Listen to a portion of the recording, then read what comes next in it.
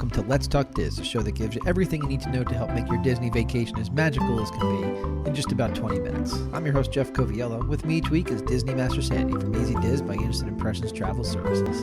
Sandy, how you doing tonight? I am doing great. It is a week to celebrate. Well, it certainly is, and as anytime there are things going on in Walt Disney World, you are there. You are just returning from property as we are celebrating the 40th birthday of EPCOT. I am, and let me say, EPCOT, you got ripped off. I think Not our typical line that we lead with, Sandy, so explain. It's not. You know, I think in part, it was the gift that kept giving from COVID. All of that shutdown time, all of the big things that were supposed to be ready weren't.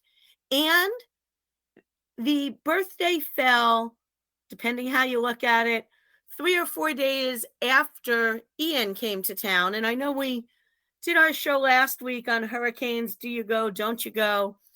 And I apologize to anybody who vacationed last week. Maybe we jinxed you when we talked about how infrequently Walt Disney World shuts down. But they did shut down for 2 days because of Ian. So some of the things didn't make it to the park on time for the celebration. About 3 years ago, they released this incredible plan for a makeover of EPCOT. They talked about it transforming into these lands and all these great things that they were bringing. And as you said, we got some of them. We know Guardians Galactic Rewind open this year. We saw Ratatouille open. Depending whether you love it or hate it, we saw Harmonious come. Yes, a lot of mixed reviews on Harmonious, but go ahead. Go ahead, wild guess based on my tone. But they also talked about creating these neighborhoods. And in those neighborhoods, we got a new gift shop out of it. What's better than a place to shop? But we were really seeing that whole front section of the park transform. A big thing that's supposed to be coming is Moana's Journey of Water. But the other big thing is that they were demolishing and transforming so much that right now, a lot of the park still has these construction barriers. So I think they weren't quite ready to do the big hurrah. Oddly enough, I loved visiting, I call it the preview center, over in the Odyssey, where you could see a model of EPCOT and what was coming and all these big transformative things. And even though they're not all here, they picked the 40th birthday to remove that attraction. What did they do with this celebration for the 40th birthday? You know, before I answer that, I would love to have been a fly on the wall 45 years ago when they decided to give EPCOT and Magic Kingdom the same birthday. I think that's one of the tough things. They're both going to have those big round, as I call them, birthdays, those 10-year increments. Right. Around the same time. You know, yes, Magic Kingdom technically turned 51 the day EPCOT turned 40, but we haven't seen them open at any of the other parks on October 1st. And so it leads me to wonder if after the fact they went, oh, we're sharing birthdays, we're missing out on some celebrations. Now what? Or if it's just coincidental timing of when things were ready. I would, as I said, love to go back in time and know that. What did they do, in spite of the fact that they weren't able to get some of these things that they wanted done? What did they do to celebrate? It was a very brief celebration. They had a special 40th park map if you were there on Saturday. They also, as you left the park on Saturday, gave out a limited edition 40th birthday poster. Again, things that I'll never be privy to. I don't know if they printed way more than they needed or whether they didn't get the turnout because there wasn't such a big hurrah. But I will tell you, I was back in the park on Sunday. I left around 1 o'clock Sunday afternoon, and they were still giving out the Saturday-only posters on Sunday. So they did do that free commemorative merchandise, and we know free isn't a word that we hear often.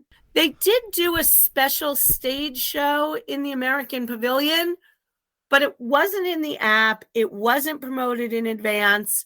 I'll be honest, there was no signage for it. I kind of grabbed my commemorative map and made a run for some other limited time things. And by the time I looked over my map as I sat down for lunch, I was like, darn, I missed this. So there was the stage show, there was a special limited edition show on Spaceship Earth, and of course there was special food and merchandise. Well, of course, food and merchandise. Who would have guessed? All right, so let's break it down one at a time then, if that works for you. Let's talk about the shows first. What were the shows that you had seen or that you knew that were there that are worth discussing? So again, I think that vibe of why I feel EPCOT got ripped off, I missed that presentation, but obviously somehow I'm not the only person that blogs or podcasts about Disney. So I was able to find some great coverage of it. It was about a 50-minute presentation. It featured two favorite EPCOT musical groups. Mariachi Cobre performed for about 20 minutes, as well as the Voices of Liberty. Then the Walt Disney World ambassadors came out, talked about cast in EPCOT and everybody's love of EPCOT. And then Vice President of EPCOT, Kartika Rodriguez, spoke a little bit about EPCOT and EPCOT's history. Again, one of the reasons I feel like they were ripped off in the audience, but not up on stage, were Josh D'Amara and Jeff Valhalla, who are such icons of Disney and part of all of those presentations. I know they would never miss an event like this, but I was surprised not to see them up on stage. Well, surprised that there's no speaking role, right? Yes. Yeah, that makes sense. Okay, you had mentioned something about Spaceship Earth. I've seen all sorts of video and stuff like that since it happened. What kind of show was it on Spaceship Earth? It was a light show and musical show, and we've even got a copy of part of it up on our YouTube page as well. And again, it kind of saddens me that it was a one-day only thing. This is not going to be the new show on there. But it was loved because it also incorporated a lot of the old EPCOT music and fan favorites. And Disney people, if you're listening, if you weren't there watching it live and you didn't hear the crowd absolutely go wild as you brought on the Illuminations music to the choreographed lights as your sign that we need to bring back Illuminations. I really was looking for what celebrity was stepping out. It was crazy, but in the best possible way. That's the Illuminations hill is a hill you will die on. I will witness it happen. You will be calling for that show to return until it either returns or until you can no longer breathe air in your lungs. That's just they can pick. They can give me Illuminations or Tapestry of Nations. I'd like one of them. You also mentioned merchandise, and you and I have had plenty of conversation about how crazy some of the merchandise opportunities get within the parks, especially for these special events. For anyone that's listening, you know that there are people that are going there specifically to buy merchandise and resell it. That's not something that you or I have ever taken part in. It's not something we really even support or get behind. But talk to me about just how intense the merchandise lines or waiting for merchandise or the merchandise options, whatever was available. It's a very, very intense experience when things like this happen. So break that down for us. Listen, I've stood online for a lot of things. I've stood online for merchandise. This was probably the second worst merchandise line I've ever seen at Disney. Well, it's not the worst. It's not the worst. The worst was definitely the Star Wars merchandise at the opening of Batu in California. That makes sense. That line was insane. But I'll tell you that the line that I stood in for the 50th anniversary merchandise of Walt Disney World on the 50th anniversary day was less than this line. I had hoped to go in. Honestly, I wasn't sure if I was buying anything. I wanted to see it. I had thought I'd go live on Facebook, but at no time was the line less than 90 minutes. And I just couldn't bring myself to do it. 90 minutes, I would say 70 of it was in the sun and hot as could be. I was able to peek at the merchandise through the window. They had some neat things. It wasn't the be all and end all in my mind. This is just so we're clear here for folks that are listening. This is 90 minutes to enter the retail establishment. 90 minutes to enter the retail establishment. It's probably the only plug that I will ever make for mobile checkout because I don't love it. But the mobile checkout line moved. The other regular cashier lines were pretty long. Sure. I checked back 4 or 5 times. I checked back as late as 6:30 in the day. And I asked a couple of the cast members, I said, is there anything in there that you think won't be there if I come tomorrow? And they said, only the things that still haven't arrived for today. They're still not going to be here tomorrow. So but everything what were the that's here things today, there's plenty of for tomorrow and the next day. So that's my question. What were the things that had not yet arrived? Because people are going to be coming over the next couple of days or are there now. If there's stuff that's not there that they're looking for, what did they tell you had not yet arrived? The 40th anniversary ears were not in, and we know ears are always a big seller. And the other thing that I think is one of their top sellers is ornaments, and the 40th anniversary ornament was not there yet. Anything else on merchandise, or is that a memory you are happy to walk away from? I can't decide if I've been doing this too long. I don't think so. Or if there's just so many things to celebrate at Walt Disney World that I wish they would kind of narrow things down, both in EPCOT and in that main gift shop. I felt like they were in the midst of an identity crisis. You had 50th anniversary merchandise and 50th anniversary flags in the park for Magic Kingdom. You had the 40th anniversary flags and merchandise for EPCOT. You had the food and wine flags and the food and wine merchandise. And then, of course, you had the Halloween merchandise, not to mention your everyday Disney merchandise. We know Jeff wouldn't find his trip complete without a wall full of mugs, which are just regular mugs and regular T-shirts. So right, yeah. I wish they'd make some of the things maybe a little harder to get. I know that, especially like the 50th anniversary merchandise, everybody was happy when it was in more places. But maybe EPCOT should get to shine a little bit more on its own. Well, and I think part of that comes to the conversation that I led with here is that you do have people that are going around and buying these things and reselling them. And so it just kind of takes away from the magic of stumbling into a gift shop and seeing something that's really awesome and really authentic and really new. That doesn't sound like it's an experience that's happening right now. Maybe it will happen as the year goes on, as things happen, throughout the year. But on a day like you were there, it doesn't sound like that was really even a possibility, which I guess should be expected, but it's still frustrating nonetheless. Yeah, I think we're going to see the 40th anniversary merchandise for a while. There's a great Loungefly bag. There's some cool T-shirts. There's some trading pins. I don't think I've ever seen a single trading pin as big as the 40th anniversary one. It's probably about a 9x9 pin. Wow. Okay. Some great water bottles and cookie jars and things, but it's all going to be there. Don't panic. Please don't support these people buying it and charging insane rates on eBay and Mercari and personal shoppers that are getting triple. Right. If you all stop buying it, they're not going to have anyone to sell it to anymore.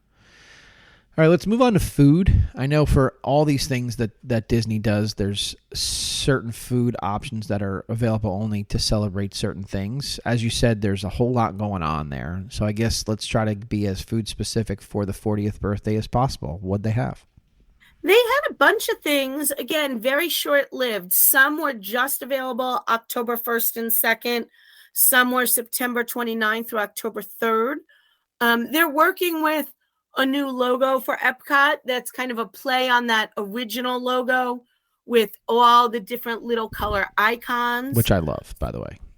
It is great. You really, if you look at it and understand that they're not just little blobs, that they represent things that you find in EPCOT, it's awesome. So I did one of the brioche waffles that you could only buy in the Starbucks.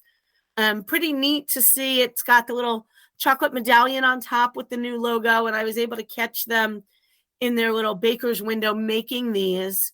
And they actually had this massive box that literally had to have like 1,000 of these little chocolate medallions. It was certainly a tasty treat. I took one for the team and I headed out for the specialty margarita over in Mexico. Oh, thank you for taking that for the team. I really appreciate that. I think the glass leaves me a little confused. It came in a plastic souvenir cup that I brought home with me that reads Mexico 40. Well, it's better that the glass leaves you confused than the amount of alcohol leaves you confused. That's always a better decision. So I guess we're celebrating Mexico being in EPCOT 40 years because we all know Mexico isn't 40 years old. No, I would imagine it's not. No, that's good. The super hot item over in Sunshine Seasons was a rainbow sponge cake with honey lime mousse with a figment head on it made out of icing and chocolate. Nice. Gotta love the attention to figment. Always a good time.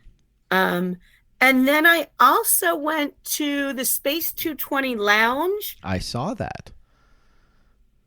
I have to say, their EPCOT celebration dessert left me a little confused. You saw it, as hopefully will others on our page. If you look at all the foods that I talked about that I ate and photographed for all of you, they all had that rainbow color scheme to them. This vanilla cream custard had nothing to it that said 40th to me, except the menu and the price tag. Two important pieces, though, of course. Two important pieces, but I will say I was in the lounge part, not the main restaurant. Shout out to our awesome bartender. Take a look at my magical drink that he made me that smoked for a good 25 minutes. What haven't we covered? You were there for this celebration. It's obviously something that everybody was very much looking forward to. I think we can all agree with your assessment from the beginning that a lot of things that we were hoping would be finished are not finished. But what haven't we covered about this birthday celebration? And then one last question for me, I guess, as we leave it, because some of the stuff you said was date sensitive. What can we look forward to if we're visiting EPCOT during this year? What will still be there for us? That's a great question. I think we're going to see the merchandise for a long time. The food offerings are going to be gone. I think you're going to see the flags in the park, but I think they're going to wait until they kind of finish this makeover, which will be sometime in the coming year. And then I think we're going to see some great new things. I know, I'll just say it one more time. I know Illuminations isn't coming back, but we know that Harmonious is not with us forever. So we're going to all wait on that change and a celebration then. I think what we didn't cover, probably best part of the day for me, is a thank you to all of the EPCOT fans. Yeah. I saw more amazingly dressed people paying homage to their favorite thing in Epcot, whether it still exists or was a back in time thing. Sure. It was really a fan celebration. When you think of the unique identities that each park offers, Epcot can mean so many different things to so many different people, especially over the iterations for over the years. It's the place where I first sent an email. It's the place where many people first sent an email. It's the place where people have experienced cultures. People learned about all sorts of scientific breakthroughs. It's just changed so much throughout the years that I have to imagine the things that you saw represented that true evolution over the last 40 years, which as theme parks go, Epcot has been quite a ride. It has. And I think while Walt always says that it's never complete and we see changes in all of the parks, I think Epcot by design is really the one where we've seen the most and will continue to see the most.